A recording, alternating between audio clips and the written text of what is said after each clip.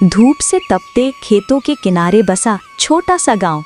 यहाँ लोग एक दूसरे के दुख सुख में शामिल होते हैं, मगर पुराने रीति रिवाज अब भी मजबूती से पकड़ रखे हैं।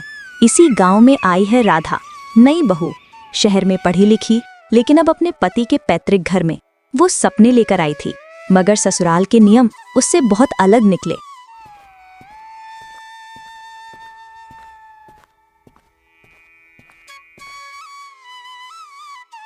राधा, सुबह सुबह खेत में काम करने जाना होगा।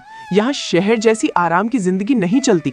हमारी बहुएं सूरज चढ़ने से पहले उठ जाती हैं। मेहनत करने के साथ साथ समझदारी और सतर्कता भी जरूरी है। अगर तुम अनुशासन और समय का पालन करोगी तो केवल घर का सम्मान ही नहीं बढ़ेगा, बल्कि तुम्हारा आत्मविश्वास भी मजबूत होगा।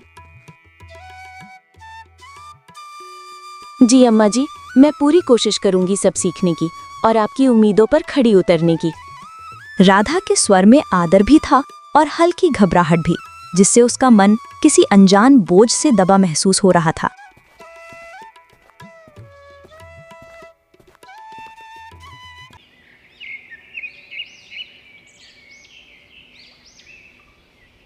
राधा का दिन खेत, घर और रसोई के बीच बीतने लगा।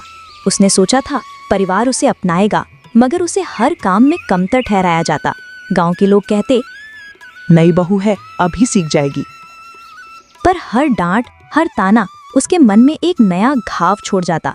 राधा के चेहरे की मुस्कान धीरे धीरे कम होने लगी थी।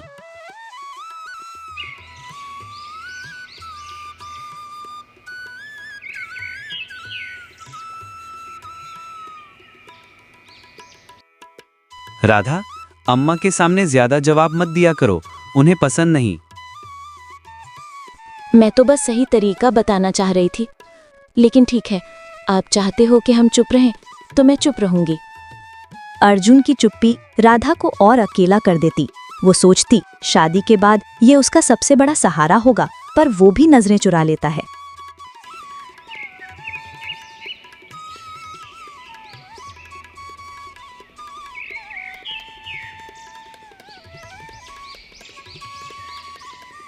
घर के बाहर शाम को राधा अकेली बैठी थी। बच्चों की हंसी खिलखिलाहट दूर से आ रही थी, पर उसका मन भारी था। उसने सोचा, क्या यही जीवन है? उसने पढ़ाई की, सपने देखे, पर यहाँ उसकी आवाज दबा दी गई। वो चाहती थी बदलाव, मगर डर और परंपरा की दीवारें ऊंची थी। उसके भीतर कहीं एक चिंगारी अब भी जल रही थी।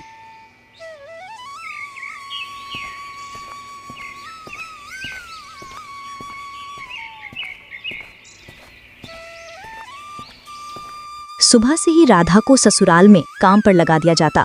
मवेशियों को चारा डालना, कुएं से पानी खींचना, चूल्हा जलाना, हर काम उस पर था। गांव की औरतें कहती, नई बहू है, सब कुछ सहना पड़ता है। राधा सोचती, क्या सहना ही उसका भाग्य है? उसके हाथ छिलने लगे थे, पर किसी को परवाह नहीं थी। राधा, दाल में नमक कम क्यों है? इतनी बार कहा फिर भी तुम नहीं सीखती। क्या हमें ही तुम्हें सब कुछ सिखानी पड़ेगी क्या? क्या तुम अपने मायके से कुछ सीख के नहीं आई हो? क्या यही जीवन है?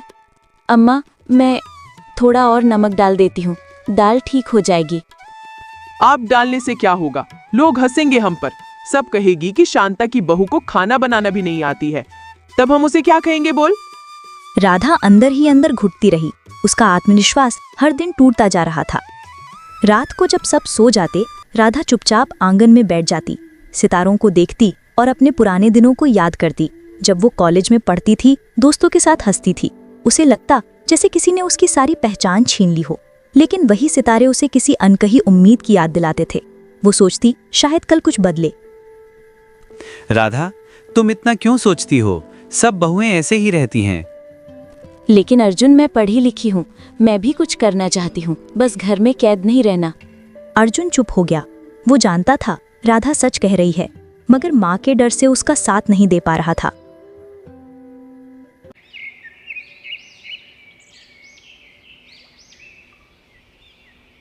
गांव में अगली सुबह मेले की तैयारी हो रही थी। हर औरत को कोई न कोई जिम्मेदारी दी गई थी। राधा भी आंगन में बैठी गेहूं साफ कर रही थी। उसकी नज़र दूर खड़ी लड़कियों पर पड़ी। वे मेले में खेल और नाच की तैयारी कर रही थी। राधा के भीतर दबे सपने फिर से हिलने लगे, जैसे किसी ने सोई हुई चिंगारी को हवा दी हो। राधा उन लड़कियों को देखती रही। उनके हंसते चेहरे और नृत्य के कदमों ने उसे अपने कॉलेज के दिनों की याद दिला दी। वो उठकर कुछ पल के लिए आंगन के बाहर खड़ी हो गई। हवा में हल्की ठंडक थी। उसके भीतर दबा हुआ डर और थकान जैसे पिघलने लगे। उसे लगा उसके सपने अभी पूरी तरह मरे नहीं हैं, बस उसे पहला कदम उठाना है। अगर ये लड़कियां मंच पर जा सकते हैं तो मैं क्यों नहीं। मेरी पढ़ाई, मेरा हुनर सब अभी जिंदा है।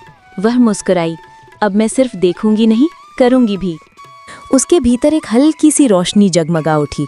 उसने तय किया मेला उसका भी होगा। वो बच्चों को कहानी सुनाएगी, उन्हें कुछ नया सिखाएगी।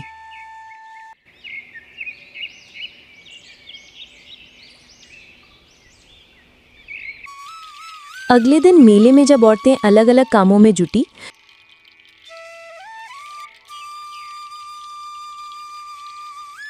राधा ने छोटे बच्चों को बैठाकर उन्हें गीत और अक्षर सिखाए।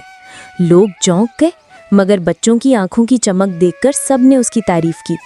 राधा को लगा उसने एक नई राह पाली है। वो समझ गई बदलाव चुपचाप भी शुरू हो सकता है और उसका असर पूरे गांव में फैल सकता है। इस तरह कहानी का अंत यह संदेश देता है कि राधा ने अपनी चुप्पी और थकान को हिम्मत में बदल दिया और छोटे छोटे कदमों से ही सही, मगर उसने अपने सपनों और गांव के बच्चों के भविष्य को नई दिशा दी। तो दोस्तों, इस तरह की और शानदार और मज़ेदार कहानियाँ देखने के लिए हमारे इस चैनल को जल्द से जल्द सब्सक्राइब कर लें।